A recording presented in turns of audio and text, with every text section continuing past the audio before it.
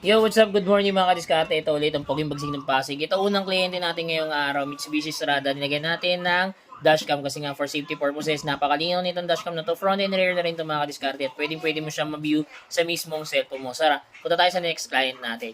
Ito, next client natin yung Toyota na pickup type din. So ito, kakabit din natin dashcam din. Front and rear pa rin mga kadiskarte. QCY brand nga pala yung gamit natin dito. Pwede mo siya ma-view sa mismong cellphone mo, kaya ano pang inaantay mo. For safety mo na rin to. So ito, tapos ito third client natin, Mitsubishi pa rin to. Ito naman Mitsubishi Pajero.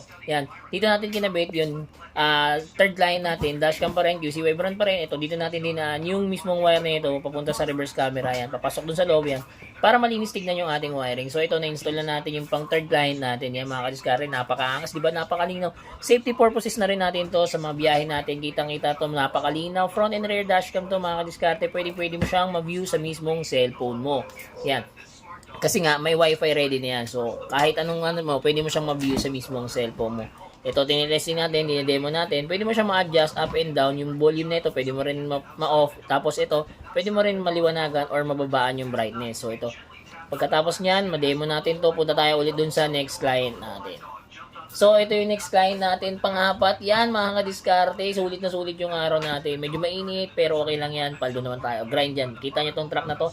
Bumili tayo na extra wire para dito kasi hindi abot yung regular size lang ng kable nito. So, kabit tayo ng 10 meters wire para